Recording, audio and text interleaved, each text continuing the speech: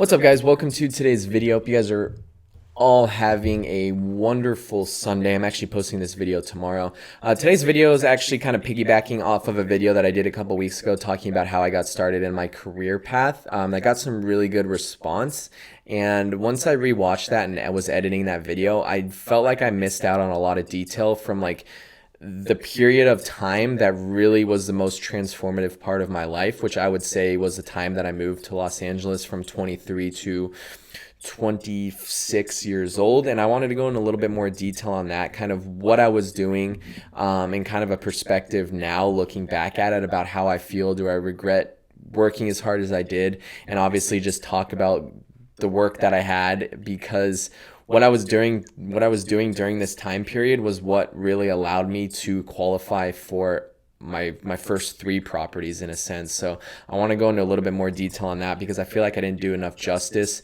to my time in LA during my last video. Now, if you guys missed my last video about my career from 18 to 28 years old, I suggest you guys go watch that video. I think it's titled How I Got Started. It'll add a little bit more context to this video. So let's take it back to 23 years old. This was when I officially moved out to Los Angeles, California full time.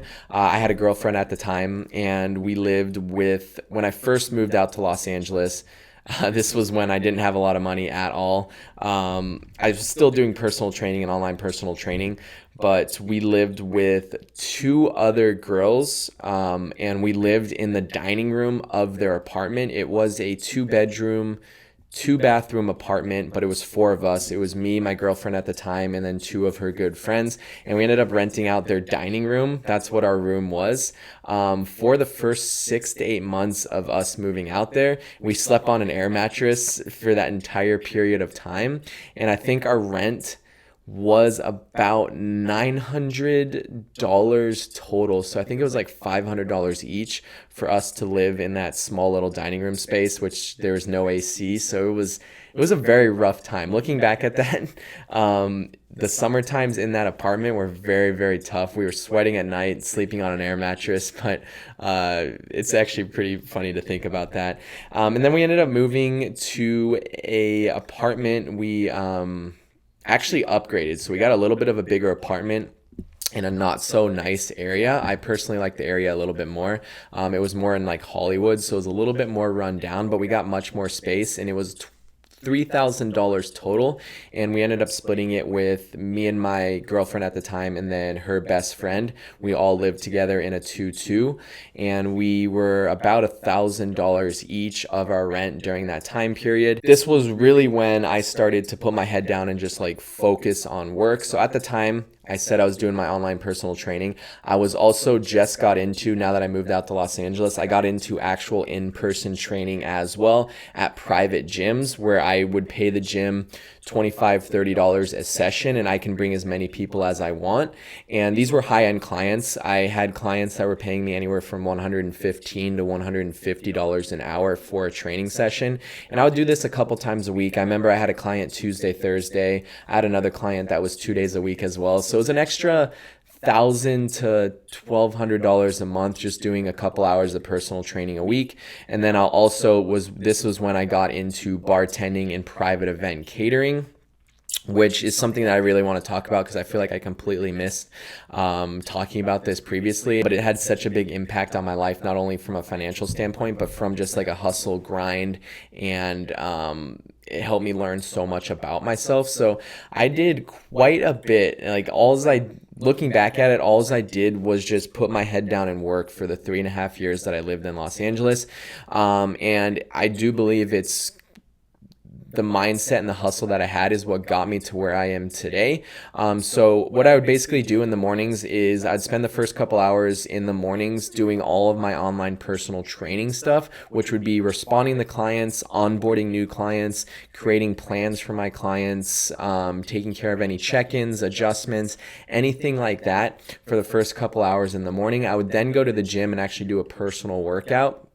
And then if I had any personal training clients, if I had any modeling gigs, because I was still modeling at the time, not very much, like once a week maybe, so it wasn't like a set schedule with that. I would do that in the afternoons, and then about 3 to 5 times a week, I would do these private events. Most of the time they're at night. Sometimes they're during the day if it was on a weekend, depending on the event. But I was working with like 5 to 6 different private event companies, and I would just stack on as much work as I can possibly do. Whenever I had open time, I would look for one of these companies if they had an open job. And it was basically on a yes or no basis. I wasn't working at a specific place.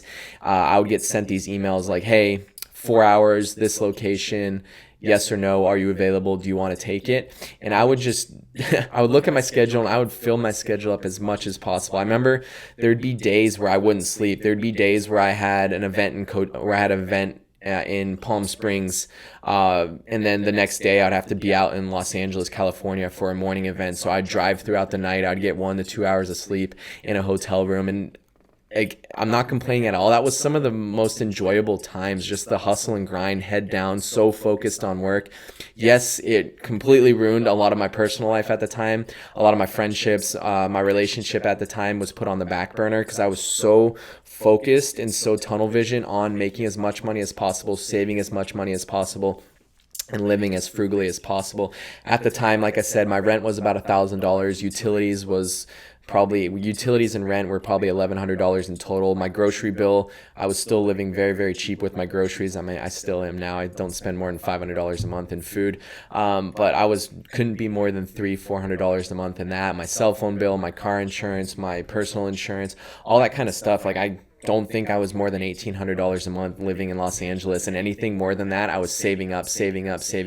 At the time I was saving, I didn't really have an idea on what I wanted to do. I was still investing in the stock market, not a whole lot, but I knew I wanted to get into something that was passive income, and it ended up being properties or real estate. So I would be doing that for there would be days where I'd do 18-hour shifts, and the next day I'd do the same thing. And I made some of my best friends doing this. It was just such a fun time, and yeah, it wore me down.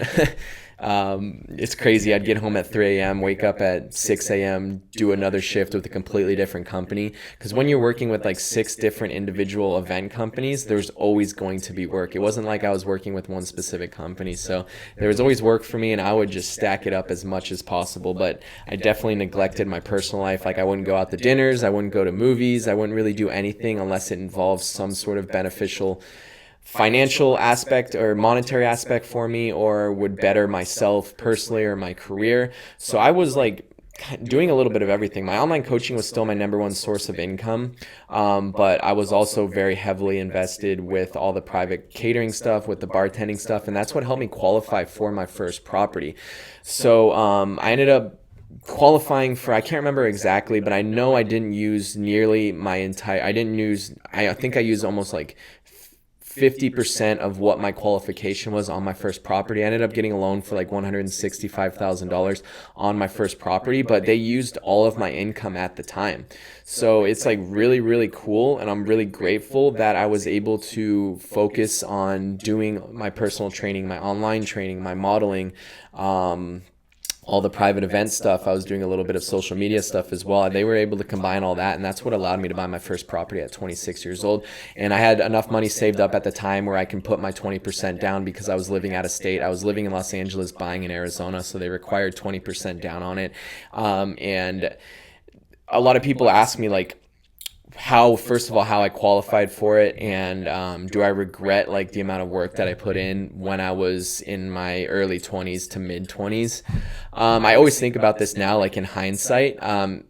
Things I do regret about that. Sorry, my camera died. So some of the regrets I have, I wish I had a little bit more balance from personal to work life. But at the same time, I don't know if I would be where I am today without the amount of work, without the amount of hustle, and without the amount of focus that I had.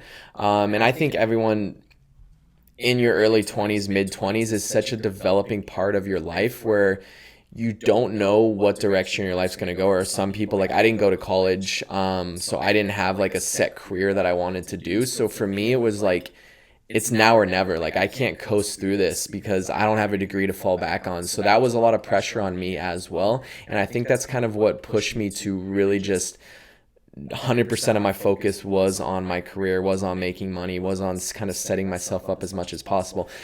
I mean, I'm not saying that I'm financially free right now. Like, I still have a long way to go. But just looking back and seeing how much I've progressed the last 5, 6 years is very humbling and very exciting for me. So I don't have a lot of regrets. Yeah, a little bit more balance in my life. Yeah, I could have went to a couple more dinners. Yeah, I could have spent a little bit more money here and there. It wouldn't have changed anything.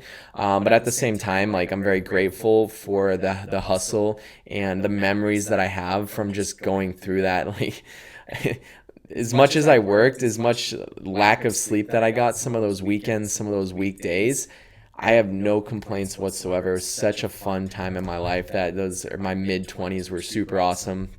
And I just wanted to kind of touch a little bit on that. So the first 3 properties I bought were all from the same qualification process. And then I started using my real estate income, because now that it's seasoned enough on my last couple properties, where I can actually use my real estate agent income, commissions and stuff like that. But thank you guys so much for watching. I appreciate it. Hopefully this video, I don't know, it's kind of just like a story time.